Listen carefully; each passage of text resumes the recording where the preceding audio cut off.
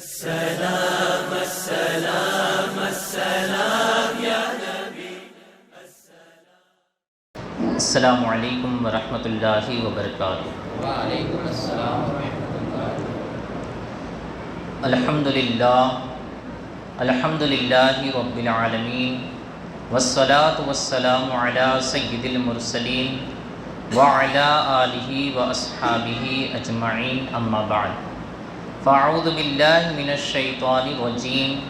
بسم اللہ الرحمن الرحیم. ان الذین قالوا ربنا اللہ ثم استقاموا صدق اللہ المولانا العظیم وبلغنا رسولہ النبی الامین المکین الکریم ونحن علی ذلک لمن الشاہدین والشاکرین والمطمئنین والحمد للہ رب العالمین. آئیے نہایت ہی ادب اور احترام کے ساتھ ساری کائنات کے رہبر عقیدت میرے اور آپ کے پیارے آقا جناب احمد مجتبیٰ حضرت محمد مصطفیٰ صلی اللہ تعالی علیہ وآلہ وسلم کی بارگاہ گہرناز میں اپنی غلامی کا ثبوت پیش کرتے ہوئے بآواز بلند ہدیہ درود پاک پیش کیجیے. پڑھیے اللہم صلی علی سیدنا و مولانا محمد وعلی آل سیدنا مولانا محمد مبارک وسلم. صلاۃ و سلام علیک یا رسول اللہ صلی اللہ تعالی علیہ وسلم. نور بن کر نور لے کر نوری پہ کر آ گیا. نور بن کر نور لے کر نوری پہ کر آ گیا. عرش اعظم کا ستارہ اب زمیں پر آ گیا. عرش اعظم کا ستارہ اب زمیں پر آ گیا اور نور سے معمور عالم ہو گیا ہے دفعتاً. نور سے معمور عالم ہو گیا ہے دفعتاً. آمنہ کی گود میں قدرت کا مظہر آ گیا. آمنہ کی گود میں قدرت کا مظہر آ گیا. اب کوئی پیاسا نہ جائے گا در سرکار سے. اب کوئی پیاسا نہ جائے گا در سرکار سے. فضل کا دریا عنایت کا سمندر آ گیا. فضل کا دریا عنایت کا سمندر آ گیا. اور مظہر نور خدا کی جب ہوئی جلوہ گری. مظہر نور خدا کی جب ہوئی جلوہ گری. صدقہ لینے آسماں سے چاند اتر کر آ گیا. صدقہ لینے آسماں سے چاند اتر کر آ گیا. دفن ہوگی پھر کوئی بیٹی نہ اب زیر زمین. دفن ہوگی پھر کوئی بیٹی نہ اب زیر زمین. ہو مبارک بیٹیوں محبوب داور آ گیا. ہو مبارک بیٹیوں محبوب داور آ گیا. گردش ایام سے گھبرا رہا ہے کس لیے. گردش ایام سے گھبرا رہا ہے کس لیے. جب سعیدی تیرا حامی تیرا یاور آ گیا. جب سعیدی تیرا حامی تیرا یاور آ گیا. درود پاک پڑھیے اللہم صلی علی سیدنا و مولانا محمد وعلی آل سیدنا مولانا محمد مبارک وسلم. صلاۃ و سلام علیک یا رسول اللہ صلی اللہ تعالی علیہ وسلم. اللہ رب العزت کا نہایت ہی فضل و کرم اور اس کا احسان عظیم ہے کہ رب کائنات نے مجھے اور آپ کو مسلمان بنایا. نبی رحمت صلی اللہ تعالی علیہ وآلہ وسلم کی امت میں پیدا فرمایا. اور مزید اس کا احسان عظیم کہ اس نے ہمیں اہل سنت والجماعت میں رکھا. اللہ رب العزت کا یہ کروڑ شکر و احسان ہے کہ اس نے ہمیں اہل سنت والجماعت میں رکھا. رب کائنات ہمیں اہل سنت والجماعت کے معمولات کے مطابق زندگی گزارنے والا بنائے اور اسی پر ہمیں موت بھی عطا فرمائے. واقعی میں اہل سنت والجماعت کے گھر میں پیدا ہونا یہ بھی ایک بہت بڑی نعمت ہے. اس لیے کہ اتنے پیارے آقا کا اتنا پیارا میلاد منانا یہ کسی اور کے حصے میں نہیں، سنیوں کی ہی سعادت ہے کہ رب کائنات نے ہمارے نصیب میں نبی پاک صلی اللہ تعالیٰ علیہ وآلہ وسلم کا میلاد منانا یہ ہمارا نصیبہ بنایا ہے. ورنہ تو آپ دیکھیے کہ جیسے میلاد آتی ہیں تو شیطان رونے لگتے ہیں. اور اللہ کے فضل و کرم سے سنی ہنسنے لگتے ہیں۔ تو یہ سنیوں کی سعادت مندی ہے کہ رب کائنات نے ہمارے ہنسی کے دن لوٹا دیے ہیں، ہماری خوشیوں کے دن ہمیں عطا فرمائے ہیں۔ تو گویا میلاد پاک منانا یہ جنتیوں کا، سنیوں کا طریقہ ہے، اس لیے کہ میلاد پاک یہ صحابہ نے منایا، میلاد پاک بزرگان دین نے منایا۔ لوگ پوچھتے ہیں کہ میلاد کن کو منانا چاہیے؟ بزرگان دین فرماتے ہیں کہ میلاد ان بیٹیوں کو منانا چاہیے کہ جن کے آنے سے ان کو زمین کے نیچے دفن کیا جانا بند ہو گیا، اس لیے کہ وہ آقا رحمت صلی اللہ تعالیٰ علیہ وآلہ وسلم ہی کا یہ صدقہ ہے، ورنہ تو کل تک تو بیٹیوں کی کوئی حیثیت نہ تھی دنیا میں۔ وہ لوگوں کو جس کے گھر بیٹی پیدا ہوتی تو وہ بیٹی کو منحوس سمجھ کر اسے زندہ زمین میں درگور کر دیا کرتے۔ لوگ پوچھتے ہیں کہ میلاد کن کو منانا چاہیے؟ ہم کہتے ہیں کہ میلاد ان عورتوں کو، ان ماؤں کو منانا چاہیے کہ جن کے آنے سے پہلے ماؤں کا حال یہ تھا کہ بیٹا شوہر کے گزر جانے کے بعد، باپ کے گزر جانے کے بعد اسی ماں کے گلے میں رسی ڈال کر اسے بازار میں گھسیٹتا ہوا لے جاتا اور بازار میں جا کر منڈی میں اسے کسی کے ہاتھ میں بیچ دیا کرتا تھا۔ ان ماؤں کو میلاد منانا چاہیے اور نبی رحمت صلی اللہ تعالیٰ علیہ وآلہ وسلم کا شکر ادا کرنا چاہیے کہ رب کائنات نے ہمیں ایسا رسول اعظم عطا فرمایا، ایسا محبوب اعظم عطا فرمایا جنہوں نے ماؤں کو وہ مقام عطا فرمایا کہ جہاں پر وہ کل غلام بن کر زندگی گزار رہی تھی، پھر اس ماں کو نبی پاک صلی اللہ تعالیٰ علیہ وآلہ وسلم نے ایسا اونچا مقام عطا فرمایا، اتنا اونچا مقام کہ عرش اعظم کی جنت کو کھینچ کر ماؤں کے قدموں کے نیچے رکھ لیا اور فرمایا الجنت تحت اقدام الامہات، جنت یہ ماؤں کے قدموں کے نیچے ہے۔ جو بیٹے ماؤں کی قدر نہیں کرتے ان کے اوپر جنت کو حرام قرار دیا گیا کہ اگر تم نے اپنی ماؤں کی قدر نہ کی، ان کی نافرمانی کی، تو پھر یہ جنت تمہارے لیے حرام ہو جائے گی۔ تو پھر بتائیے کہ اس نبی رحمت صلی اللہ تعالیٰ علیہ وآلہ وسلم کا میلاد یہ ہم غلامان مصطفیٰ کیوں نہ منائیں، جن کے صدقے میں رب کائنات نے ہمیں انسان بنایا؟ ورنہ تو دنیا میں ایک مجسمہ تھا جو ظلم و ستم کرتا تھا، جب اس کے پاس طاقت ہوتی تھی تو وہ ظلم و ستم کرتا تھا، وہ کمزور ہوتا تھا تو کسی کی غلامی کرتا تھا۔ وہی آقا رحمت صلی اللہ تعالیٰ علیہ وآلہ وسلم یہ تشریف لائے اور انہوں نے انسان کو انسانیت عطا فرمائی، انسان کو انسان بنایا اور اسے جینے مرنے تک کا طریقہ بتایا۔ وہی آقا رحمت صلی اللہ تعالیٰ علیہ وآلہ وسلم پر کروڑ سلام اور کروڑوں درود ہو کہ جن کے آنے سے انسان ایک انسان بن کر زندگی گزارنے لگا، ورنہ تو دنیا کے اندر حیوانیت کے سوا کچھ اور نظر نہیں آ رہا تھا۔ اس نبی پاک صلی اللہ تعالیٰ علیہ وآلہ وسلم پر کروڑ درود ہو اور کروڑوں سلام ہو۔ رب کائنات کا کروڑ شکر کہ اس نے ہمیں محبوب پاک صلی اللہ تعالیٰ علیہ وآلہ وسلم جیسا رسول عطا فرمایا۔ الغرض اس سے پچھلے نشستوں کے اندر ہم نے سیرت مصطفیٰ کے تعلق سے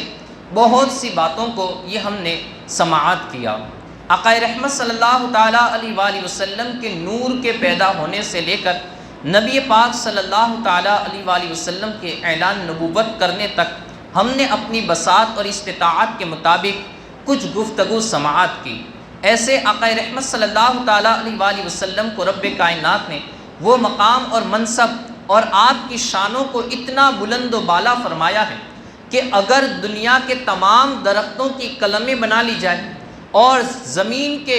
سمندر تمام کے تمام جمع کر لیے جائے اور ان تمام سمندروں کو سیاہی کر لی جائے اور پھر اگر کوئی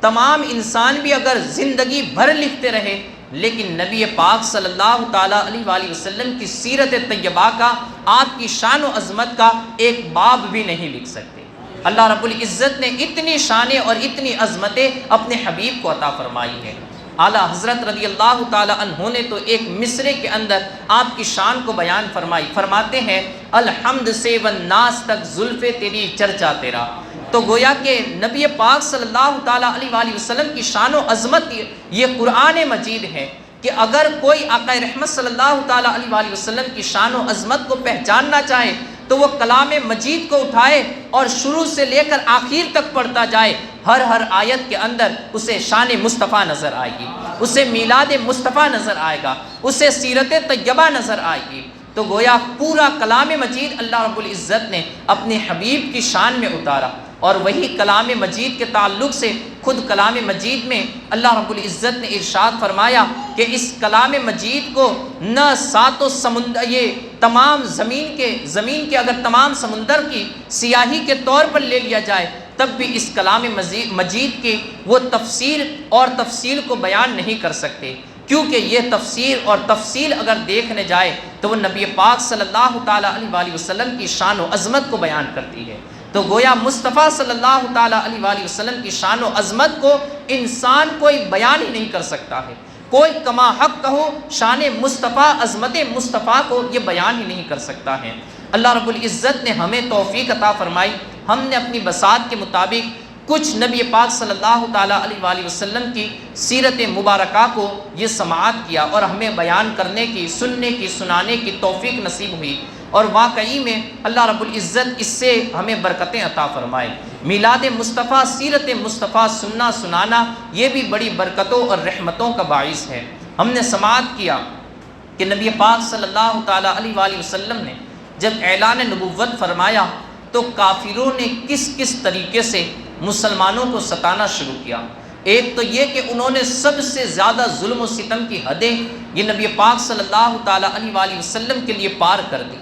آقا رحمت صلی اللہ تعالیٰ علیہ وآلہ وسلم پر اس قدر انہوں نے ظلم و ستم کیا، اور ایسی آزمائشوں کے اندر، ایسی مصیبتوں اور تکلیفوں کے اندر نبی رحمت صلی اللہ تعالیٰ علیہ وآلہ وسلم، وہ نازنی نبی پاک صلی اللہ تعالیٰ علیہ وسلم جو نرم نازک، جن کا جسم نرم نازک، رب کائنات نے جن کی جلد کو نرم نازک پیدا فرمایا، جو رحمت للعالمین صلی اللہ تعالیٰ علیہ وآلہ وسلم ہے، وہ آقا رحمت صلی اللہ تعالیٰ علیہ وآلہ وسلم پر طرح کے عذاب اور مصیبتیں یہ ان کے اوپر وہ ڈھاتے رہے، اور ہمیشہ انہیں ستاتے رہے کہ اگر ان کی جگہ پر کوئی پہاڑ بھی ہوتا تو وہ اپنی جگہ سے زلزلے میں آ کر وہ بھی پاس ہو جاتا، لیکن نبی پاک صلی اللہ تعالیٰ علیہ وآلہ وسلم پر وہ مصیبتیں ڈھاتے رہے، لیکن نبی پاک صلی اللہ تعالیٰ علیہ وآلہ وسلم دین اسلام کی تبلیغ یہ فرماتے رہے۔ آقا رحمت صلی اللہ تعالیٰ علیہ وآلہ وسلم تو ایسے قریش خاندان کے ایک شخص تھے، اور قریش خاندان کے اندر بھی بنی ہاشم قبیلے کے ایک فرد تھے، اور ان کی جواں مردی اور ساتھ ہی ساتھ ان کا جو رعب اور دبدبا تھا وہ یہ تھا کہ بڑے سے بڑا کافر بھی جب سامنے آتا تھا تو وہ رعب کی وجہ سے، آپ کے رعب کی وجہ سے وہ تھرا جاتا تھا، وہ کانپنے لگتا تھا۔ اس کے باوجود بھی انہوں نے نبی پاک صلی اللہ تعالیٰ علیہ وآلہ وسلم کو اس قدر ستایا، اس قدر تکلیفوں کے اندر مبتلا کیا، لیکن آپ ذرا اسی بات سے اندازہ لگا سکتے ہیں کہ پھر ان کمزور مسلمانوں کی کیا حالت ہوئی ہوگی کہ جو ایمان لائے تو پھر ان کافروں نے، جو کافروں کی غلامی کے اندر زندگی بسر کر رہے تھے، تو پھر ان کافروں نے ان کے اوپر کتنا ظلم و ستم کیا ہوگا، جبکہ نبی پاک صلی اللہ تعالیٰ علیہ وآلہ وسلم تو قریش خاندان کے ایک عظیم ساکھ کی اولاد تھے اور وہاں کے فرد تھے، لیکن ان نبی رحمت صلی اللہ تعالیٰ علیہ وآلہ وسلم پر بھی کافروں نے بڑے ہی ظلم و ستم کیے، ظلم و ستم کے پہاڑ انہوں نے توڑ دیے۔ ان مسلمانوں کا کیا ہوا ہوگا کہ جو کمزور تھے، جن کا نہ کوئی قبیلہ تھا، جن کا نہ کوئی خاندان تھا، جن کے پیچھے نہ کوئی افرادی قوت تھی، اور جن کے پیچھے جن کا انتقام لینے کے لیے کوئی کھڑا بھی ہونے والا ہو ایسا بندہ بھی نہ تھا، اور ایسے لوگوں نے جب دین کو قبول کیا اور وہ لوگ کافروں کی ملکیت کے اندر اپنی زندگی گزار رہے تھے، غلامی کے طور پر وہ اپنی زندگی کاٹ رہے تھے، اب ایسوں کے اوپر انہوں نے کیسے ظلم و ستم کے پہاڑ توڑے ہوں گے، ذرا اندازہ لگا سکتے ہیں۔ اور اگر ہم ان واقعات کو سماعت کریں تو ہمارے ایمان کو تازگی نصیب ہو گئی، اور واقعی میں ہمارا ایمان مضبوط ہوگا، اور ہمیں اس دور پرفتن کے اندر اپنے ایمان کی کس طریقے سے حفاظت کرنی ہے، اور ساتھ ہی ساتھ اپنے دین پر کس طریقے سے ہمیں استقامت کو حاصل کرنا ہے، اس کا بھی ایک جذبہ میسر آ جائے گا کہ جہاں پر ہر آئے دن اور ہر نئے دن ایک نیا فتنہ ہمارے سامنے آتا ہے جو ہمیں اپنے آباء و اجداد کے مذہب سے دور کرنے اور ہمارے ایمان کے اندر کمزوری پیدا کرنے کی یہ دن بدن جو کوششیں کی جاتی ہیں، ایسے وقت کے اندر مسلمانوں کو اگر نبی پاک صلی اللہ تعالیٰ علیہ وآلہ وسلم کی سیرت یہ ان کے سامنے ہو، نبی رحمت صلی اللہ تعالیٰ علیہ وآلہ وسلم کے جانثاروں کی سیرت اور ان کے واقعات اگر ہمارے سامنے ہو تو ہمارا ایمان مضبوط ہوگا، ہمیں اپنے دین پر استقامت نصیب ہوگی، ہمیں اپنے دین پر مرنے مٹنے تک کا، اپنی جانیں قربان کرنے تک کا یہ جذبہ نصیب ہوگا۔ آپ دیکھیے کہ یہاں پر اگر ہم کمزور صحابہ کرام کی بات کرتے ہوئے چلے تو آپ ان لوگوں کا اس بات سے بھی اندازہ لگایا جا سکتا ہے کہ وہاں کے جو امیر لوگ تھے، جیسے حضرت عثمان غنی رضی اللہ تعالیٰ عنہ، حضرت عثمان غنی رضی اللہ تعالیٰ عنہ ایک امیر شخص، اپنے قبیلے کے سردار تھے، اور ساتھ ہی ساتھ اتنا مال و دولت تھا۔ یہ ایمان لانے سے پہلے کی بات ہے کہ مکہ کے اندر بڑے بڑے جو پیسے والے اور مالدار لوگ گنے جاتے تھے، ان میں سب سے پہلا نمبر یہ حضرت سیدنا عثمان غنی رضی اللہ تعالیٰ عنہ کا آتا تھا۔ اس قدر مالدار اور رئیس شخص تھے، لیکن جب آپ نے بھی اس دین کو قبول کیا، آپ بھی جب ایمان لائے، تو اس وقت آپ کے چچا اور آپ کے خاندان والوں نے حضرت سیدنا عثمان غنی رضی اللہ تعالیٰ عنہ کو اس قدر ستایا کہ حضرت عثمان غنی رضی اللہ تعالیٰ عنہ کو کسی ٹاٹ کے اندر، کسی چٹائی کے اندر ان کو یہ لپیٹ دیتے، اور لپیٹنے کے بعد انہیں آگ کی اور دھوئیں کی دھونی دی جاتی۔ حضرت عثمان غنی رضی اللہ تعالیٰ عنہ کا یہ سانس بھی پھول جاتا، اور ساتھ ہی ساتھ آپ یہ بے ہوشی کے عالم تک پہنچ جاتے۔ آپ ذرا غور کیجئے کہ سیدنا عثمان غنی رضی اللہ تعالیٰ عنہ کو اس قدر ستایا گیا، جبکہ آپ ایک مالدار اور رئیس اور ایک سردار شخص تھے۔ ان کافروں نے مسلمانوں کو ستانے کے اندر کوئی حد باقی نہ رکھی تھی۔ اسی سے آگے دیکھتے ہوئے چلے، حضرت سعد بن ابی وقاص رضی اللہ تعالیٰ عنہ، حضرت سعد بن ابی وقاص رضی اللہ تعالیٰ عنہ، یہ جب آپ ایمان لائے تو ایمان لانے آپ جب ایمان لائے تو آپ کی والدہ کو اس بات کی خبر ہوئی۔ آپ کی والدہ سے آپ بڑی محبت کرتے تھے اور ماں بھی آپ سے بڑی محبت کرتی تھی۔ دونوں کے اندر رشتہ محبت بڑا ہی تیز اور بڑا ہی پکا تھا، اور ماں اور بیٹے کے اندر تو ایسے بھی رشتہ پکا ہوتا ہے اور ایسے ہی محبت بہت ہی زیادہ ہوتی ہے۔ اب وہاں پر حضرت سعد بن ابی وقاص رضی اللہ تعالیٰ عنہ کا جذبہ ایمانی دیکھیے اور آپ کے ایمان کی مضبوطی کو دیکھیے کہ سعد بن ابی وقاص رضی اللہ تعالیٰ عنہ جب ایمان لائے تو آپ کی والدہ کو خبر ہوئی، تو آپ کی والدہ نے قسم اٹھا لی، کہا کہ جب تک سعد اپنے دین کو چھوڑ کر اپنے آباء و اجداد کے دین میں واپس نہیں آ جائے گا، وہاں تک میں کھانا پینا تک چھوڑ دوں گی۔ اب ماں سے کس کو محبت نہیں ہوتی؟ ہماری حالت تو یہ ہے کہ ہم اپنی اولاد کے لیے، ہم اپنے ماں باپ کے لیے حرام کام بھی کرنے لگ جاتے ہیں، کبھی کبھار اپنے دین کے ساتھ غداری کرنے بھی لگ جاتے ہیں، اپنے دین کے ساتھ ظلم کی ملاوٹ کرنے بھی لگ جاتے ہیں۔ لیکن حضرت سعد بن ابی وقاص رضی اللہ تعالیٰ عنہ جو مومنوں کے گھر میں پیدا نہیں ہوئے تھے، انہیں دین یہ نبی رحمت صلی اللہ تعالیٰ علیہ وآلہ وسلم سے نصیب ہوا تھا، اور پھر وہ آقا رحمت صلی اللہ تعالیٰ علیہ وآلہ وسلم سے جسے دین نصیب ہوتا تھا، ان کے جذبوں پر قربان جائیے کہ وہ اس طریقے سے کامل ایمان والے بن جاتے تھے کہ کافر ظلم و ستم کے پہاڑ بھی توڑ دیتے، یہاں تک کہ رشتہ دار بھی اگر کسی بھی طریقے سے انہیں اس ایمان سے، اس اسلام سے پھیرنے کی کوشش کرتے، لیکن ان کے قدموں کے اندر ذرہ برابر بھی تزلزل بھی نہیں آتا تھا، ذرہ برابر بھی ان کے قدموں کے اندر ڈگمگاہٹ بھی نہیں آتی تھی۔ کیسا ایمان مکمل ہو جاتا اور کیسی ایمان کے اندر طاقت و قوت اور تازگی آ جاتی ہوگی کہ حضرت سعد بن ابی وقاص رضی اللہ تعالیٰ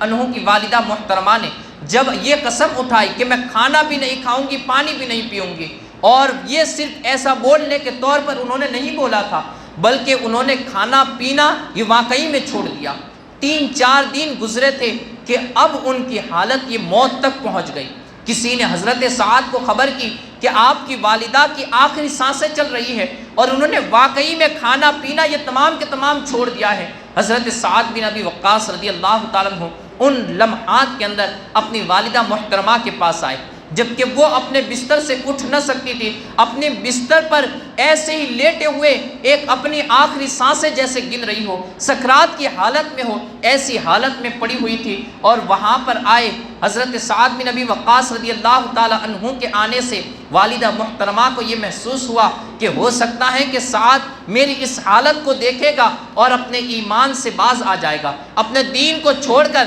ہمارے پرانے دین کے اندر ہی وہ آ جائے گا۔ حضرت سعد بن ابی وقاص رضی اللہ تعالی عنہ نے ماں کی حالت کو دیکھی، ماں کو سمجھانے لگے، اور پھر آخر میں آپ نے ایک تاریخی کلمات کہے جو ہمارے لیے درس عبرت ہے۔ حضرت سعد بن ابی وقاص رضی اللہ تعالی عنہ نے فرمایا، کہا تعلمین واللہ یا اماہ لو کانت لکی مئۃ نفس فخرجت نفسا نفسا ما ترکت دینی ھذا لشیء فکلی ان شئت او لا تاکلی۔ کہا کہ اے میری ماں، تم جانتی ہو کہ اگر تیری 100 جانیں بھی ہو اور ایک ایک کر کے یہ ہر ایک جان نکلتی رہے، لیکن میں اس کے بعد بھی اپنے دین کو چھوڑنے والا نہیں ہوں۔ مصطفیٰ جان رحمت صلی اللہ تعالیٰ علیہ وآلہ وسلم کی غلامی سے اپنے آپ کو پیچھے نہیں ہٹاؤں گا۔ تیری 100 جانیں ہو تو 100 جانیں بھی چلی جائے، لیکن اس کے دل کے اندر، تیرے بیٹے سعد کے دل کے اندر جو غلامی مصطفیٰ کا ایک جذبہ پیدا ہو چکا ہے، جو نبی پاک صلی اللہ تعالیٰ علیہ وآلہ وسلم کی غلامی کا پٹا تیرے بیٹے کے گلے میں آ گیا ہے، میں اپنے مصطفیٰ سے، میں اپنے نبی سے یہ غداری یہ کسی بھی حالت میں نہیں کرنے والا۔ اب تیری مرضی ہے، تو چاہے تو کھانا کھا لے اور تو چاہے تو ایسے ہی مر جا یا نہ کھا، لیکن میں اپنے نبی سے غداری نہیں کرنے والا، میں اپنے دین سے اپنے پاؤں کو یہ پیچھے نہیں ہٹانے والا۔ یہ حضرت سعد بن ابی وقاص رضی اللہ تعالیٰ عنہ کا جذبہ محبت اور آپ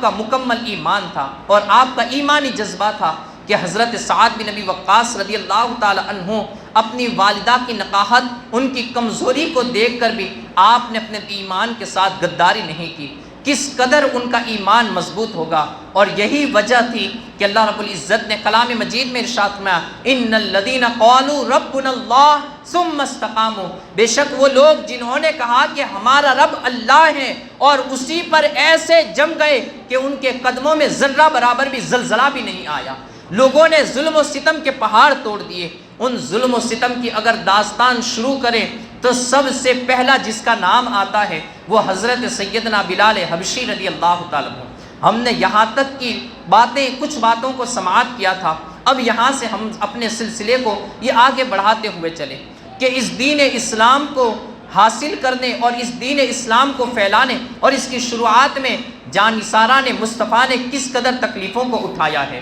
ان میں اگر سب سے پہلا نمبر آتا ہے حضرت سیدنا بلال حبشی رضی اللہ تعالی عنہ۔ حضرت بلال حبشی رضی اللہ تعالی عنہ یہ پہلے عبداللہ بن جدعان کے غلام تھے۔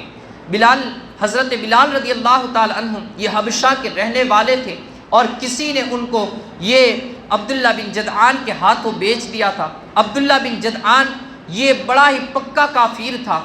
حضرت بلال رضی اللہ تعالیٰ عنہ اس کی بکریاں چرایا کرتے تھے۔ ایک دن آپ طواف کعبہ کرتے ہوئے جب لات و عزا منات یہ جو بت کعبے کے اندر نصب تھے وہاں پر جب آپ طواف کرتے ہوئے پہنچے تو آپ نے ان کے اوپر ایک لعنت کرتے ہوئے تھوک دیا، خابا و خسیرہ من عبدکن،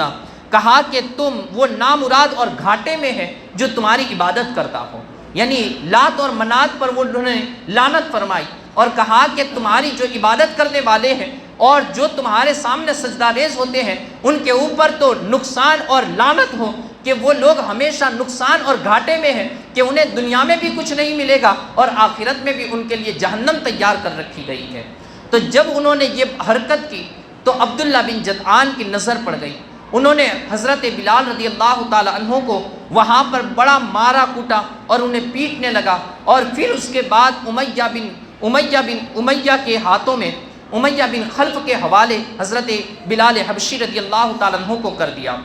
امیہ بن خلف ایک بڑا ہی پکا اور بڑا ہی شرارتی کافر تھا اور مکہ کے رئیسوں کے اندر تھا، یہاں تک کہ بتایا جاتا ہے، ایک روایت میں آتا ہے کہ عبداللہ بن جدعان کو کہا کہ تو اپنے غلام کو صحیح طریقے سے سنبھال نہیں سکتا ہے، لا تیرے غلام کو میرے حوالے کر دیں، میں اسے سبق سکھاؤں گا۔ وہ بڑا ہی موٹے بدن والا اور بڑا ہی بدتمیز اور بیکار وہ کافر تھا، اور اس قدر شرارتی تھا کہ اس کے ملکیت کے اندر جب حضرت بلال حبشی رضی اللہ تعالی عنہ آئے، حضرت بلال حبشی رضی اللہ تعالی عنہ کو اس نے اس قدر ستانا اور اس قدر پریشان کرنا شروع کیا کہ بتایا جاتا ہے کہ شروعات کے اندر اس نے حضرت بلال رضی اللہ تعالیٰ عنہ کے گلے کے اندر رسی ڈالی اور بچوں کے حوالے کر دیا، کہا اسے گھسیٹتے جاؤ اور مکہ کی گلی کوچوں کے اندر اسے گھسیٹ کر پھراتے جاؤ اور جہاں جاؤ اسے پتھراؤ بھی کرتے جاؤ اور کسی ریگستان کے اندر کسی چٹیل میدان تک اسے کھینچ جاؤ۔ بچے وہاں پر چھوٹے بچے تھے، وہ سمجھ نہ سکتے تھے کہ اسلام کیا ہے، وہ ان کے گلے کے اندر رسی کو ڈال کر گھسیٹتے جاتے۔ کچھ بچے یہ حضرت بلال حبشی رضی اللہ تعالیٰ عنہ کو پتھر بھی مارتے جاتے اور حضرت بلال رضی اللہ تعالیٰ عنہ اسی حالت کے اندر احد احد کی صداؤں کو بلند کرتے جاتے۔ لوگ انہیں پتھر مار رہے ہوتے، لوگ انہیں گالیاں دے رہے ہوتے، لیکن وہاں پر بھی وہ اپنے رب کے نام کو، وہ اپنے رسول کے نام کو پکار رہے ہوتے اور کہتے کہ کروں تیرے نام پہ جاں فدا، نہ بس ایک جاں دو جہاں فدا، دو جہاں سے بھی یا رسول اللہ صلی اللہ تعالیٰ علیہ وسلم ہمارا جی نہیں بھرا، کروں کیا کروڑوں جہاں نہیں، کروڑوں جاں نہیں۔ تو فرمایا حضرت بلال ان پتھروں کو، ان اذیتوں کو برداشت کرتے جاتے اور پھر آگے بڑھتے جاتے اور احد احد کے نعروں کو یہ بلند کرتے جاتے۔ آپ کو جب اتنی تکلیفیں دی جاتی لیکن اس کے بعد بھی جب آپ کی زبان سے نبی پاک صلی اللہ تعالیٰ علیہ وآلہ وسلم کا ذکر یہ امیہ سنتا،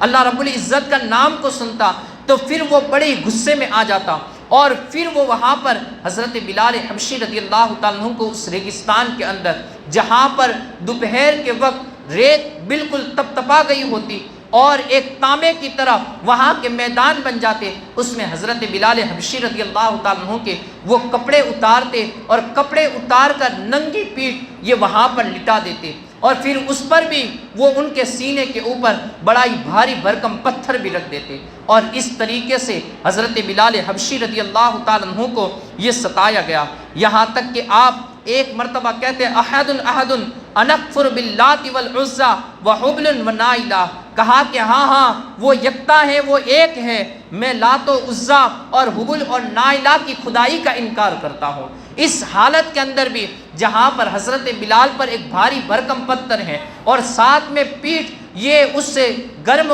ریت کی وجہ سے وہ تانبے کی زمین کی وجہ سے وہ تانبے کی طرح تپتی ہوئی اس ریت اور ریگستان کی وجہ سے حضرت بلال حبشی رضی اللہ تعالیٰ عنہ کی پیٹھ کی چمڑی بھی نکل جاتی۔ آپ ذرا غور تو کیجئے کہ اس وقت حضرت بلال کی حالت کیا ہوتی ہوگی، لیکن اس حالت میں بھی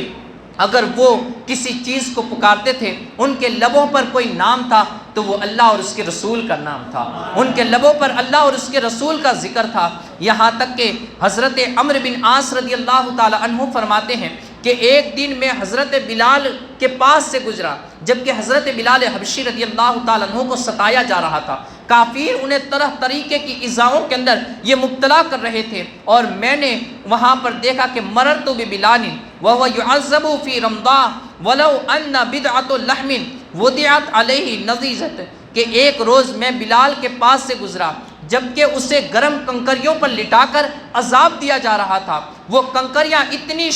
شدید گرم تھی، اتنی سخت گرم تھی کہ اگر گوشت کا ٹکڑا بھی ان پر رکھا جائے تو وہ بھی حرارت کی وجہ سے پک جائے۔ ایسی کنکریوں اور ایسے پتھروں پر کہ حضرت عمرو بن عاص رضی اللہ تعالیٰ عنہ فرماتے ہیں کہ ان کے اوپر اگر گوشت کا ٹکڑا رکھ جائے تو وہ بھی پک جائے، ایسی کنکریوں کے اوپر حضرت بلال کو رکھا جاتا، انہیں لٹایا جاتا اور پھر اوپر سے عذاب بھی دیا جاتا۔ حضرت بلال حبشی رضی اللہ تعالیٰ عنہ اس حالت میں بھی کہتے انا کافر باللات والعزی، میں لات و عزی کا انکار کر رہا ہوں، تم چاہے میری جان بھی نکالو، یہ جان ہم نے اللہ اور اس کے رسول کے سپرد کر دی ہے، اب اس جان کا کوئی دوسرا سودا نہیں ہو سکتا، یہ بک گئے ہیں مصطفیٰ کے ہاتھ پر، یہ جان بک چکی ہے مصطفیٰ کے نام پر، اب اسے کوئی خریدنا چاہے تو دنیا میں ایسا کوئی پیدا ہی نہیں ہو سکتا ہے۔ یہ حضرت بلال حبشی رضی اللہ تعالی عنہ کا جوش ایمان تھا۔ رب کائنات ہمیں بھی ایمانی جذبہ حضرت بلال والا عطا فرمائے۔ حضرت بلال رضی اللہ تعالی عنہ کو اس قدر تکلیفیں دی جا رہی تھی، یہاں تک کہ ایک دن مصطفیٰ جان رحمت صلی اللہ تعالی علیہ وآلہ وسلم کا بھی اس طرف سے گزر ہو گیا۔ نبی پاک صلی اللہ تعالی علیہ وآلہ وسلم نے جب اپنے اس جانثار غلام کو ان اذیتوں کے اندر مبتلا دیکھا، جبکہ آپ دیکھیے کہ اس وقت ایک طرف مصطفیٰ کی حالت تو بے چینی کے اندر بدل گئی تھی، لیکن حضرت بلال فرماتے ہیں کہ جب وہ پیارے آقا رحمت صلی اللہ تعالیٰ علیہ وآلہ وسلم نے جب وہ میرے سامنے سے گزرے اور میں مصیبتوں کے اندر مبتلا کیا جا رہا تھا، اور وہ آقا رحمت صلی اللہ تعالیٰ علیہ وآلہ وسلم کا چہرہ جب میرے سامنے آ گیا تو کہا کہ وہ مصیبتوں کے اندر بھی مجھے مزے آنے لگے، مصیبتوں کے اندر بھی، ان تکلیفوں کے اندر بھی، ان اذیتوں کے اندر بھی مجھے چاشنیاں محسوس ہونے لگی، مجھے مزے محسوس ہونے لگے کہ جس کے نام پر اتنی اذیتیں میں برداشت کر رہا ہوں وہ کوئی اور نہیں، اس کا چہرہ بھی والضحیٰ والا چہرہ، واللیل اذا یغشی والی وہ زلفیں یہ میری نظروں کے سامنے ہے۔ کہا کہ پھر مصطفیٰ کے چہرے کو دیکھ کر ان اذیتوں کو برداشت کرنے میں اور بھی مزہ آنے لگا۔ تو نبی پاک صلی اللہ تعالیٰ علیہ وآلہ وسلم کا جب گزر حضرت بلال کے پاس سے گزرا، آپ آئے اور حضرت سیدنا ابو بکر صدیق رضی اللہ تعالیٰ عنہ کے سامنے آپ نے ارشاد فرمایا، کہا ابو بکر اگر تم بلال کو جب خریدو تو مجھے بھی اپنے ساتھ شامل کر لینا۔ نبی پاک صلی اللہ تعالیٰ علیہ وآلہ وسلم کے قلب نازنی پر اس قدر صدمہ ہوا، آپ نے حضرت ابو بکر رضی اللہ تعالیٰ عنہ کے سامنے حضرت بلال کی حالت کو بیان کیا۔ اس طرف بلال کی حالت یہ ہوئی کہ نبی پاک صلی اللہ تعالیٰ علیہ وآلہ وسلم کے چہرے کو دیکھ کر بلال کہتے ہیں میرا دل چاہنے لگا کہ مجھے ایسی ہی اذیتیں دی جائے، اس لیے کہ یہ اذیتیں کوئی اور نہیں تھی۔ لوگ ہوتے ہیں کہ اپنے محبوبوں کی محبت کی وجہ سے، اپنے محبوبوں کی چاہت کی وجہ سے، اپنی محبت کے اندر وہ تمام تکلیفوں کو برداشت کرتے ہیں، وہ دھوپ کو بھی برداشت کرتے ہیں، وہ ٹھنڈ کو بھی برداشت کرتے ہیں، کہتے ہیں کہ مجھے تو اپنی جان پر ناز کرنا چاہیے، اپنے آپ پر یہ ناز اور فخر محسوس کرنا چاہیے کہ مجھے جو تکلیفیں پہنچ رہی تھی وہ دونوں عالم کے مالک و مختار کے نام پر پہنچ رہی تھی، وہ اللہ کے محبوب کی محبت میں پہنچ رہی تھی۔ حضرت بلال حبشی رضی اللہ تعالیٰ عنہ کی مزہ اور آپ کی چاشنی اور آپ کی ایمان کی تازگی کا اس بات سے اندازہ لگایا جا سکتا ہے کہ جب حضرت بلال حبشی رضی اللہ تعالیٰ عنہ کا آخری وقت آیا تو آپ کی بیوی صاحبہ نے یہ اس وقت کہا کہ واہ حزنا ہو، یعنی ہائے کتنا غم یہ ہمارے اوپر ٹوٹ پڑا ہے کہ آپ کے جانے کا وقت آ چکا ہے۔ حضرت بلال حبشی رضی اللہ تعالیٰ عنہ مسکرائے اور آپ نے ارشاد فرمایا، کہا یہ مت کہو کہ واہ حزنا ہو، یعنی ہائے کس قدر غم ہم پر ٹوٹ پڑا ہے، بلکہ یہ کہو وَأَتْرَبَاهُ غَدًا أُلْقِيَ الْأَحِبَّةَ محمد صلی اللہ تعالیٰ علیہ وسلم وَحِزْبَهُ وَكَانَ بِلَالُ يَمْزَحُ مِرَارَةَ الْمَوْتِ بِحَلَاوَةِ اللِّقَاءِ۔ کہا کہ یہ نہ کہو کہ کتنا غم ٹوٹ پڑا ہے، بلکہ یہ کہو کہ کیسی خوشی کی گھڑی یہ ہمیں میسر آ گئی ہے کہ کل ہماری ملاقات محمد الرسول اللہ صلی اللہ تعالیٰ علیہ وسلم سے ہونے والی ہے۔ کہا کہ یہ موت کی سختی یہ اس محبوب کی ملاقات کرا دے گی، تو کہا کہ یہ سختی بھی یہ مجھے چاشنی کی طرح محسوس ہو رہی ہے، یہ بھی مجھے مزے دے رہی ہے کہ اس موت کی سختی یہ کچھ دیر کی ہوگی، یہ سختی کی وجہ سے مجھے اپنے محبوب کی سے ملاقات نصیب ہو جائے گی، اپنے محبوب کی ملاقات نصیب ہو جائے گی، ان سے ملنا، وہ جانثاروں سے، ان پیاروں سے ملنا ہمیں نصیب ہو جائے گا۔ تو گویا حضرت بلال کے اندر محبت کا کیسا جذبہ ہوگا کہ انہوں نے نبی پاک صلی اللہ تعالیٰ علیہ وآلہ وسلم سے کس قدر محبت کی، اور کیسی محبت کہ طرح طرح کی تکلیفوں کے اندر مبتلا کیا گیا، طرح طریقے سے ستایا گیا، لیکن اس کے باوجود بھی اپنے مصطفیٰ کے نام سے دوگلا پن کرنا اور آپ کے نام کے ساتھ غداری کرنا، آپ کی ذات کے ساتھ غداری کرنا، یہ حضرت بلال حبشی رضی اللہ تعالیٰ عنہ کو یہ کبھی خیال تک نہ آیا۔ حضرت سیدنا صدیق اکبر رضی اللہ تعالیٰ عنہ نے جیسے ہی مصطفیٰ جان رحمت صلی اللہ تعالیٰ علیہ وآلہ وسلم کے قلب نازنی پر اور آپ کے چہرے مقدسہ پر حضرت بلال کی وجہ سے غم کے آثار نظر آئے تو آپ فوراً ہی اپنے گھر گئے، وہاں سے کوئی اور طرف نہیں، سیدھے اپنے گھر گئے، گھر سے جو کچھ بھی مال تھا اسے دیا، گھر میں جا کر دیکھا تو کوئی مال وہاں پر موجود نہ تھا کہ جس مال کی وجہ سے یہ حضرت بلال کا سودا کیا جا سکے۔ آپ کا ایک بہت ہی قیمتی غلام تھا، قرطاس جس کا نام تھا، وہ قسطاس کو لے کر حضرت ابو بکر صدیق رضی اللہ تعالیٰ عنہ یہ امیہ بن خلف کے پاس پہنچے، کہا کہ تم بتاؤ بلال کا کتنے میں سودا کرتے ہو؟ اس نے کہا کہ 1000 دینار اگر تم دو تو میں بلال کو تمہارے حوالے کرنے کے لیے تیار ہوں۔ اب وہاں پر قسطاس جو پڑھا لکھا اور ایک بہت ہی انمول غلام تھا کہ جس کی قیمت کئی 1000 دینار ہوا کرتی تھی، اس قسطاس غلام کو یہ حضرت سیدنا ابو بکر صدیق رضی اللہ تعالی عنہ نے یہ امیہ بن خلف کے سامنے پیش کیا، کہا کہ بتا اگر میں بلال کے بدلے میں تجھے اتنی قیمت والا غلام دے دوں کہ جو تیرا ہم مذہب بھی ہے اور تیرے بہت سے کاروباری کام کو بھی سنبھال لے گا، تیرے تمام کاروباری اور تجارتی کام کو بھی یہ سنبھال لے گا۔ کہا کہ ابو بکر کیا تم عقل سے اندھے ہو چکے ہو؟ قسطاس کی یہ کتنی قیمت ہے اور تم اس کو بلال کے بدلے میں دے رہے ہو اور بلال کو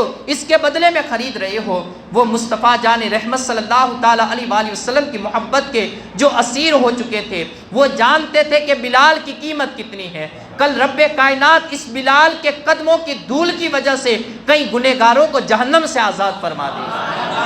حضرت سیدنا ابو بکر صدیق رضی اللہ تعالیٰ عنہ نے حضرت بلال کو وہاں سے لیا، اپنا قیمتی غلام یہ امیہ کے حوالے کیا اور وہاں سے حضرت بلال کو لے کر سیدھے یہ مصطفیٰ جان رحمت صلی اللہ تعالیٰ علیہ وآلہ وسلم کے دربار گوہربار میں تشریف لائے۔ کہا آقا آپ کہہ رہے تھے کہ بلال مصیبتوں میں مبتلا ہے، اب بلال آپ کے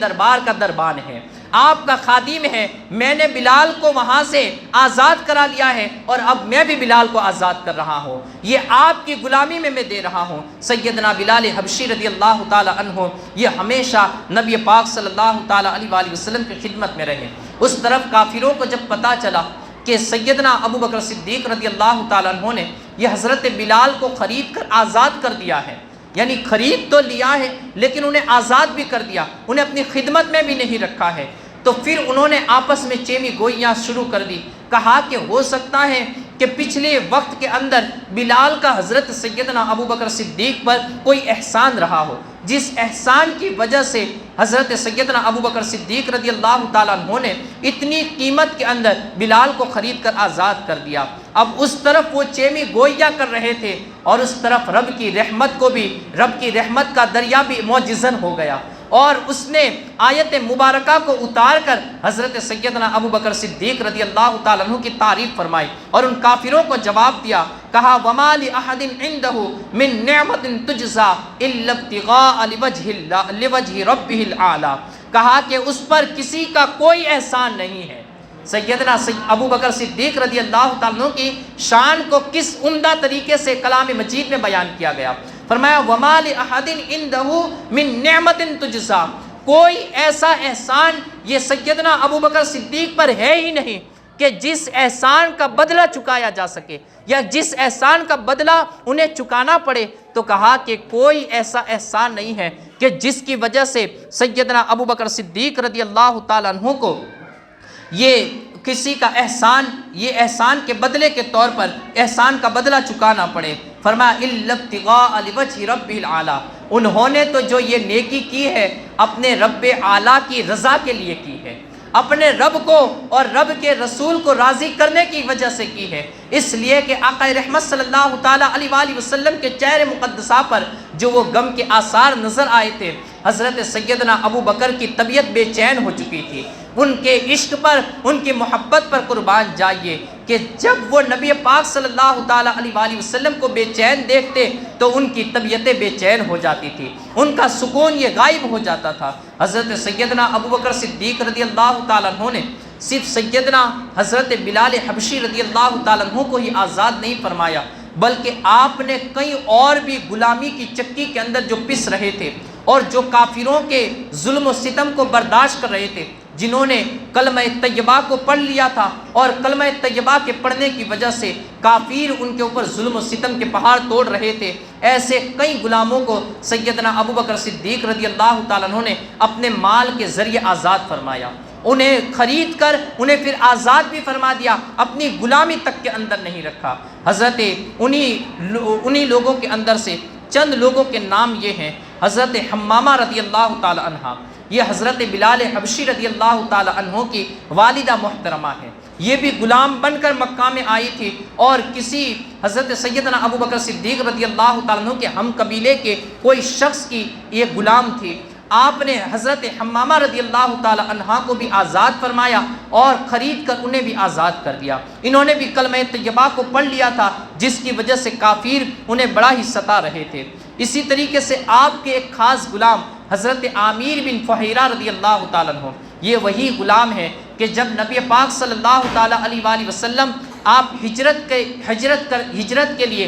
یہ تشریف لے گئے اور غار ثور کے اندر آپ نے جب قیام کیا تو حضرت عامر بن فہیرہ رضی اللہ تعالیٰ عنہ ہی تھے جو بکریوں کا دودھ دو کر یہ نبی پاک صلی اللہ تعالیٰ علیہ وآلہ وسلم کی خدمت میں پیش کیا کرتے تھے۔ حضرت سیدنا ابو بکر صدیق رضی اللہ تعالیٰ عنہ کی خدمت میں پیش کیا کرتے تھے۔ ایسے با اعتبار، با معتبر اور بھروسہ مند غلام تھے۔ یہ بھی غلامی کی زندگی گزار رہے تھے۔ سیدنا ابو بکر صدیق رضی اللہ تعالیٰ عنہ نے انہیں بھی آزاد فرمایا۔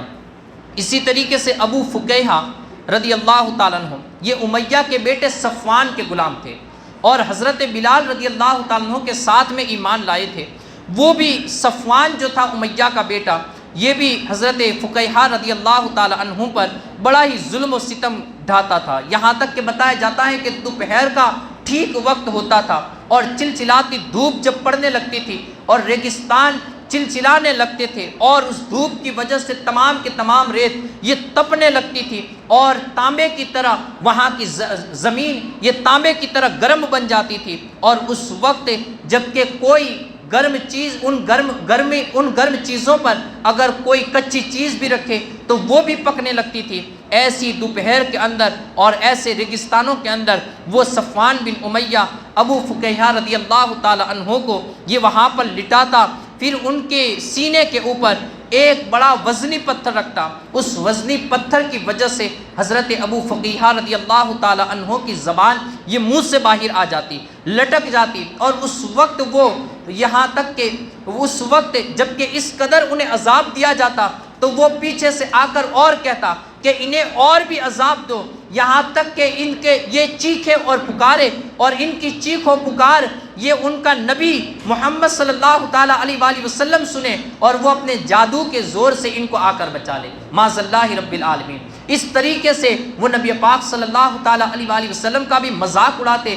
اور ساتھ میں حضرت ابو فقیہہ رضی اللہ تعالیٰ عنہ کو ایسی تکلیف دیتے۔ حضرت سیدنا ابو بکر صدیق رضی اللہ تعالیٰ عنہ یہ وہاں سے گزرے، اپنے دینی بھائی کو اس قدر اذیتوں کے اندر مبتلا دیکھا، آپ نے فوراً ہی وہیں پر قیمت ادا کی اور حضرت ابو فقیہہ رضی اللہ تعالیٰ عنہ کو وہاں سے آزاد کرا دیا۔ حضرت ابو فقیہہ رضی اللہ تعالیٰ عنہ یہ جب ان مصیبتوں کے اندر، ان اذیتوں کے اندر بھی ہوتے اور وہاں پر ایک گوبر کے اندر سے ایک جول نامی ایک کیڑا وہاں سے گزرا تو وہ صفوان بن امیہ اور کافر کہا کہ کیا یہ تیرا رب ہے؟ معاذ اللہ رب العالمین۔ حضرت ابو فقیہہ کہتے اللہ ربی خلقنی وخلقک وخلق ھذا الجعل، یعنی اس وقت بھی اپنے رب کی تعریف ایسی بلند و بالا شان سے فرماتے، کہا کہ میرا اور تمہارا تمام کا پیدا کرنے والا، یہاں تک کہ اس کیڑے کا بھی پیدا کرنے والا یہ میرا رب اللہ ہے، اور وہ اس حالت کے اندر بھی اپنے رب کے نام کو پکارتے۔ یہاں پر ہمارے لیے کتنا انمول ایک مزاج اور کتنا انمول ہمیں جذبہ دیا جا رہا ہے کہ اگر تم کسی بھی سرزمین پر ہو اپنے رب کے نام کو پکارنا۔ حالت یہ ہو چکی ہے کہ لوگ اگر کسی کافروں کی بستی میں، غیر مسلموں کی بستی میں جاتے ہیں اپنی ٹوپیوں کو اتار دیتے ہیں۔ لوگوں نے آج کافروں کے ڈر کی وجہ سے اپنے چہرے پر نبی رحمت صلی اللہ تعالیٰ علیہ وآلہ وسلم کی سنت کو سجانا چھوڑ دیا ہے، لیکن ابو فقیہہ کا ایمان اور آپ کا جذبہ ایمانی ہمیں جھنجھوڑ رہا ہے کہ اے مسلمانوں، تم کہاں پر اور کس مزاج کے اندر بدل چکے ہو؟ تمہارا تو ایمان یہ ہے، تمہارا تو دین یہ ہے کہ اگر کافر ستا بھی رہے ہو اس وقت بھی تمہارے جانثاروں اور تمہارے آباء و اجداد نے اور نبی پاک صلی اللہ تعالیٰ علیہ وآلہ وسلم کے جانثاروں نے تو اس وقت بھی اپنے رب کی صدا کو، اپنے رب کے نام کو ڈنکے کی چوٹ پر بلند کیا ہے۔ اس وقت بھی وہ کہتے تھے اللہ ربی اللہ ربی اللہ ربی اللہ ربی، اللہ میرا رب ہے، اللہ ہمارا رب ہے۔ انہیں ستایا بھی جاتا، ان کے سینوں پر پتھر بھی رکھے جاتے، ان کی پیٹھوں کو یہ انگاروں کے ساتھ داغا بھی جاتا تھا، لیکن اس وقت بھی اگر ان کی زبانوں پر کوئی صدا ہوتی تھی تو وہ کسی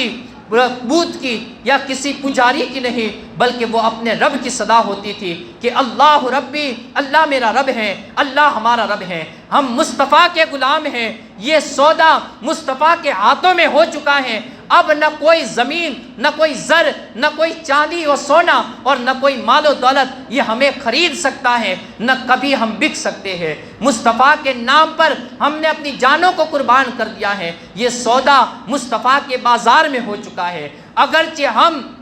کھوٹے سکوں میں بھی بکے ہو، لیکن مصطفیٰ کے نام پر بک چکے ہیں۔ مصطفیٰ کے نام پر بک کر اب یہ غلاموں کو کوئی اور نہیں خرید سکتا ہے۔ تو گویا حضرت ابو فقیہہ رضی اللہ تعالیٰ عنہ کا جذبہ ایمانی ہمیں آج کے وقت کے اندر جھنجھوڑ رہا ہے کہ تم کسی بھی حالت میں ہو، تم کیسے بھی حالات کا شکار ہو، لیکن تمہیں اپنے ایمان کی طرف توجہ دینی چاہیے۔ اگر تمہارا ایمان مکمل ہے، تمہارے اندر جذبہ صحابہ موجود ہے، تو تم کسی بھی ایریے کے اندر، تم کیسی بھی حالت میں ہو، اللہ رب العزت ضرور تمہاری مدد فرمائے گا، اس لیے کہ ایک دن تمہارا ہی دن غالب آنا ہے، رب کائنات تمہیں ہی غلبہ عطا فرمائے گا۔ بس یہ ہے کہ ولا تہینوا ولا تحزنوا انتم الاعلون ان کنتم مؤمنین، تم ہی کامیاب اور غالب رہو گے۔ ہاں شرط یہ ہے کہ تمہیں مومن بن کر زندگی گزارنی ہے، گھبراؤ نہیں، سستی نہ کرو، تم ہی غالب رہو گے۔ بس یہ ہے کہ تم ایمان کے ساتھ اپنی زندگی گزارو، اپنے ایمان کے ساتھ ظلم کی ملاوٹ نہ کرو، اپنے ایمان کی سودے بازی نہ کرو، اپنے ایمان کا، اپنے جسم و جان کی جو تم نے سودے بازی کی ہے تو وہ مصطفیٰ کے نام پر کرنی ہے۔ بس اس کے علاوہ تم نہ اپنی جان کی، نہ اپنے ایمان کی، نہ اپنے عقیدے کی، کسی کے ساتھ بھی یہ سودے بازی نہ کرنا۔ اسی طریقے سے کئی ایسے غلام تھے جن کو حضرت سیدنا ابو بکر صدیق رضی اللہ تعالیٰ عنہ نے آزاد کیا اور انہیں خریدا اور خرید کر انہیں آزاد کر دیا۔ انہی میں سے حضرت ذوالنیرہ رضی اللہ تعالیٰ عنہ ہے۔ حضرت ذوالنیرہ رضی اللہ تعالیٰ عنہ یہ بھی ایک مشرک کی کنیز تھی، اور جب آپ مسلمان ہو گئی تو وہ اس قدر بے رحم اور ظلم و ستم کے ساتھ انہیں ظلم و ستم کے پہاڑ ان پر توڑتے اور تشدد کرتے کہ ان ظلم و ستم کی وجہ سے آپ کی آنکھوں کی بینائی یہ بھی چلی گئی تھی۔ ایک دن ابو جہل یہ وہاں سے گزرا اور اس ناپاک نے حضرت ذوالنیرہ رضی اللہ تعالی عنہ کو یہ طعنہ دیا، کہا ہے کہاں تیرا وہ محمد کہ جو تجھے اپنی تیری بینائی کو واپس لوٹا دے، یہ دیکھ کہ تو نے اپنے مذہب سے بغاوت کی ہے، تو نے اپنے آباء و اجداد کے مذہب کو چھوڑا، تو یہ لات و عزیٰ نے تیری بینائی کو کھینچ لیا ہے۔ یہاں پر یہ بھی چیز ہمارے لیے ہمارے ایمان کو مضبوط کرنے والی ہے کہ وہاں حضرت ذوالنیرہ رضی اللہ تعالیٰ عنہ کا جذبہ ایمانی اور آپ کا عقیدہ یہ ہمیں جھنجھوڑ رہا ہے۔ حضرت ذوالنیرہ رضی اللہ تعالیٰ عنہ فرماتی ہیں کہ جب ابو جہل نے یہ طعنہ دیا کہ تیری بینائی کو لات و عزیٰ نے کھینچ لیا ہے، وہ اس وقت جبکہ انہیں ستایا جا رہا تھا، ان کے اوپر انہیں پیٹا جا رہا تھا، انہیں مارا جا رہا تھا، انہوں نے اس وقت کہا کلا لا تملک اللات والعزیٰ نفعا ولا ضرا، کہا تمہارے لات و عزیٰ یہ نہ کوئی فائدہ دے سکتے ہیں، نہ کوئی نقصان کر سکتے ہیں، وہ نہ کسی کو تکلیف پہنچا سکتے ہیں۔ ھذا امر من السماء وربی قادر علی ان یرد بصری، کہا کہ یہ تو آسمان والے رب، آپ نے اوپر کی طرف اشارہ کیا اور کہا یہ تو میرے رب کی قدرت ہے کہ اس کے اشارے سے میری بینائی چلی گئی ہے، اور اگر وہ اشارہ فرما دے تو میری بینائی ابھی واپس آ سکتی ہے۔ اب وہاں پر جب حضرت ذوالنیرہ رضی اللہ تعالیٰ عنہ نے یہ طعنہ جب سنا تو آپ نے دل ہی دل کے اندر اپنے رب کی طرف لو لگائی، کہا کہ اے میرے رب، مجھے کوئی امید نہیں تھی کہ میری آنکھوں کے اندر بینائی واپس لوٹ آئے، لیکن اس نے تیرے مصطفیٰ کے نام کا طعنہ دیا ہے کہ کہاں ہے تیرا وہ نبی جو تیری بینائی کو واپس لوٹا دے۔ کہا یا اللہ میں اس نبی کا واسطہ دیتی ہوں جسے تو نے حق کے ساتھ مبعوث فرمایا ہے، میری بینائی کو میرے مصطفیٰ کے صدقے میں واپس لوٹا دے، میرے نبی کے صدقے میں واپس لوٹا دے۔ حضرت ذوالنیرہ رضی اللہ تعالیٰ عنہ فرماتی ہیں کہ رات کے وقت وہ سوئی اس خیال اور اس پختہ عقیدے کے ساتھ کہ میرے مصطفیٰ کے صدقے میں میری بینائی واپس میرے رب مجھے لوٹا دے۔ کہتے ہیں صبح اٹھی تو مجھے ہر چیز نظر آ رہی تھی، مجھے ہر کافر نظر آ رہا تھا، وہ ستانے والے تمام کے تمام نظر آ رہے تھے، میں نے ان کافروں کے سامنے جا کر کہا کہ کہہ رہے تھے کہ کہاں ہے تیرا نبی جو تیری بینائی کو واپس لوٹا دے؟ دیکھو یہ میرے نبی کا کمال ہے کہ میرے نبی نے میری بینائی واپس لوٹا دی۔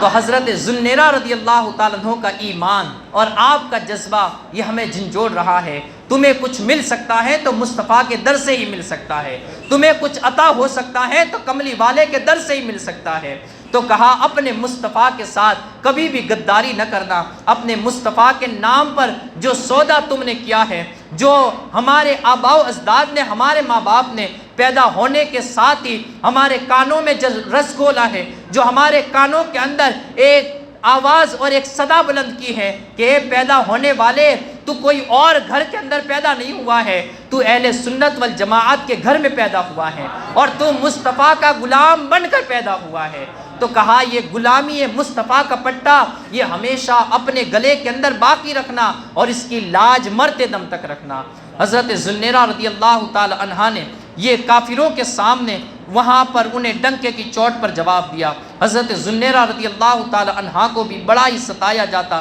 یہاں تک کہ سیدنا ابو بکر صدیق رضی اللہ تعالی عنہ نے آپ کو بھی خرید کر یہ آزاد فرمایا۔ انہی میں سے ایک حضرت ام عنیش رضی اللہ تعالی عنہ ہیں، ان کو بھی آپ نے خریدا اور آزاد فرما دیا۔ ان کو بھی کافر بڑا ہی ستاتے تھے۔ اسی طریقے سے النہدیہ اور ان کی بیٹی فرمایا جاتا ہے کہ یہ دونوں ولید بن مغیرہ کی لونڈیاں تھیں اور وہ انہیں بڑا ہی ستاتا تھا، یہاں تک کہ اس نے پھر ایک دن ان دونوں لونڈیوں کو، ان دونوں عورتوں کو ایک عورت کی ملکیت میں دے دیا۔ اب وہ عورت بھی اتنی شدید کافرہ اور ایسی ظلم و ستم کے پہاڑ توڑنے والی عورت تھی کہ اس نے ان دونوں کو لیا اور پھر اس قدر اذیتوں کے اندر انہیں مبتلا کیا کہ وہ رات دن انہیں ستاتی رہتی، رات دن ان کے اوپر عذاب کو مسلط کرتی رہتی، یہاں تک کہ ایک دن اس مالکہ نے ان دونوں عورتوں کو یہ آٹا پسانے کے لیے چکی کی طرف بھیج رہی تھی کہ اسی وقت سیدنا ابو بکر صدیق رضی اللہ تعالیٰ عنہ آئے اور کہا کہ تو ان دونوں عورتوں کو یہ آزاد کر دے، میں اسے خریدنا چاہتا ہوں۔ حضرت سیدنا ابو بکر صدیق رضی اللہ تعالیٰ عنہ نے اس کی منہ مانگی قیمت اس کے منہ پر ڈالی اور پھر ان دونوں کو لے کر یہ وہاں سے چلنے لگے۔ ان دونوں لونڈیوں نے کہا کہ ہمیں اس کے ایک آخری حکم پر عمل کر لینے دیجیے۔ آپ دیکھیے کہ انسانیت یہ مصطفیٰ کے در سے ملتی ہے، جہاں پر وہ کافرہ اس قدر ستا رہی تھی، لیکن مصطفیٰ جان رحمت صلی اللہ تعالیٰ علیہ وآلہ وسلم کا یہ فرمان تھا کہ اللہ کے بعد اگر غلام کے لیے کسی اور کا حق ہے تو اس کے لیے اپنے آقا کا حق ہے کہ جس کی وہ ملکیت میں زندگی گزار رہا ہے، اس کے حکم کو پورا کرنا رب کے حکم کے بعد سب سے زیادہ اس کے لیے مقدم ہے۔ ان دونوں عورتوں نے کہا کہ اس نے ہمیں آٹا پیسنے کی ذمہ داری دی ہے، اگر آپ اجازت دے تو ہم اس کا آٹا پیس کر لا کر یہ اس کے حوالے کر دے۔ حضرت سیدنا ابو بکر صدیق رضی اللہ تعالیٰ عنہ نے فرمایا ذاکما ان شئتما، کہا کہ اب تمہاری مرضی ہے، تم جو چاہے کرو، میں نے تمہیں آزاد کر دیا۔ حضرت سیدنا ابو بکر صدیق رضی اللہ تعالیٰ عنہ نے اس طریقے سے اس دین کی خدمت فرمائی ہے اور اس انداز سے سیدنا ابو بکر صدیق رضی اللہ تعالیٰ عنہ نے گویا دین اسلام پر اور تمام مسلمانوں پر اپنے احسان کو رکھا ہے، اور ایسا احسان کہ رب کائنات نے فرمایا وَمَا لِأَحَدٍ عِنْدَهُ مِن نِعْمَةٍ تُجْزَىٰ، ابو بکر تو لوگوں پر احسان کرنے والے ہیں، ان پر کسی کا بھی احسان نہیں ہے، بلکہ سیدنا ابو بکر صدیق رضی اللہ تعالیٰ عنہ فرماتے، حضرت نبی رحمت صلی اللہ تعالیٰ علیہ وآلہ وسلم ارشاد فرماتے ہیں کہ اگر اس دین کے اندر، دین اسلام کی تبلیغ کے اندر سب سے زیادہ مجھ پر اگر کسی کے احسان ہے تو وہ سیدنا ابو بکر صدیق رضی اللہ تعالیٰ عنہ کے احسان ہے۔ وہ سیدنا ابو بکر صدیق، اللہ رب العزت ان کے بھی مزار مقدس پر کروڑ رحمتوں کا نزول فرمائے اور ان کے صدقے میں رب کائنات ہماری بھی مغفرت فرمائے، ہماری نسلوں کی بھی مغفرت فرمائے، اور رب کائنات ہمارے مرحومین کی بھی مغفرت فرمائے، رب کائنات ہمارے علاقے پر رحم و کرم فرمائے، اور رب کائنات ہماری اور ہمارے علاقے والوں کی،